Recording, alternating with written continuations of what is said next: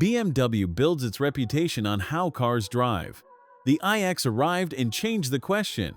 Not how does it feel at a track day, but how does it feel to inhabit one for 3 years and 40,000 kilometers? The exterior made that question harder for some people to start. The interior makes it very difficult to answer the wrong way. The BMW iX xDRIVE60 at the Salzburg Motor Show is finished in sapphire black metallic, a dark finish that flatters the body surface more than lighter colors would. The car is nearly 5 meters long and over 2 meters wide. The iconic glow kidney grills on this example are illuminated from inside, producing either a distinctive visual presence or a conversation about taste, depending on who is doing the looking. M Sport Pro adds M Light shadow line, removing the chrome lamp surrounds in favor of a blacked-out treatment that reads more deliberately on a dark finish. 765 Nm from the twin-motor drivetrain and 4.6 seconds to 100 km per hour, around 4.4 seconds to 60 miles per hour. That figure is why the stance reads as composed rather than merely heavy. Think about the last time you noticed a car's roof before you noticed its dashboard. That is what the Sky Lounge does. The panoramic glass roof runs the full cabin length and fills the space with diffused light that makes the interior feel less like a vehicle and more like somewhere built on purpose. The ambient lighting runs as a single continuous line from the dashboard through the door panels and into the rear of the cabin. It is the detail that makes the whole space feel resolved rather than assembled. And it is the answer to everything the exterior was asking. The M multifunction seats with active ventilation hold you in the correct position without the shoulder grip that makes long motorway runs punishing by the second hour. BMW Live Cockpit Professional puts a curved dual display ahead of the driver. The instrument readouts are clear. The central touchscreen is fast, and it does not require the kind of concentration that takes your eyes off the road longer than it should. The M leather steering wheel is well weighted. The Harman Kardon surround sound system is standard on this specification. I noticed the audio before I went looking for it.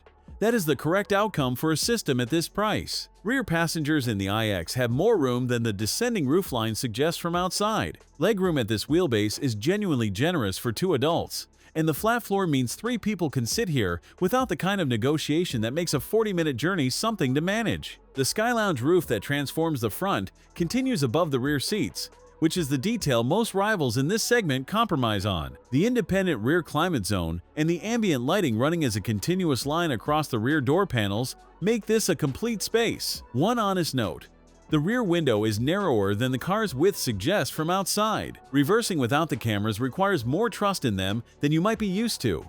They are very good cameras. 500 liters of boot space, around 17.7 cubic feet. The luggage compartment divider net keeps the charging cable clear of the load area on every opening. You notice that detail after 2 days of ownership, not the first, and the fact that it comes with the car rather than as an accessory tells you something about how this thing was put together. The load lip is low. The opening is wide. The 111.9 kilowatt-hour battery delivers a maximum WLTP range of 723 kilometers, around 449 miles. Real-world figures in mixed driving will be lower, but consistent range above 500 kilometers, around 310 miles, in typical use is realistic. On a DC fast charger at up to 195 kilowatts, 10 to 80% takes approximately 35 minutes. One coffee stop. The heat pump on this specification preserves range in colder months. The range becomes background noise after the first week. 115,883 euros for this exhibition car, discounted from a list price of 125,960. 6 months ago, I started these conversations about flagship EVs with the Mercedes EQS SUV as the default. After this walkaround, I am starting here. The Audi Q8 e-tron asks for less and gives you a more conventional answer. What the iX offers that neither of those does is a cabin with no recognizable template from anything that preceded it. After spending time inside this one, I find that harder to dismiss than I expected to. Whether it is harder to dismiss than 115,000 euros is the decision you carry out of here, not me.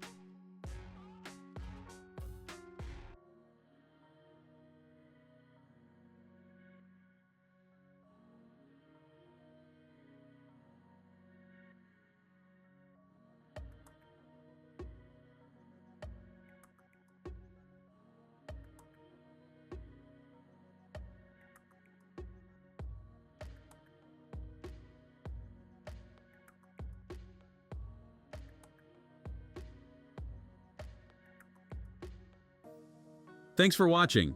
If you enjoyed this video, hit that like button and subscribe for more content just like this. Leave a comment below with your thoughts or questions. I read every single one. And don't forget to click the bell icon to get notified about my next upload. See you in the next video.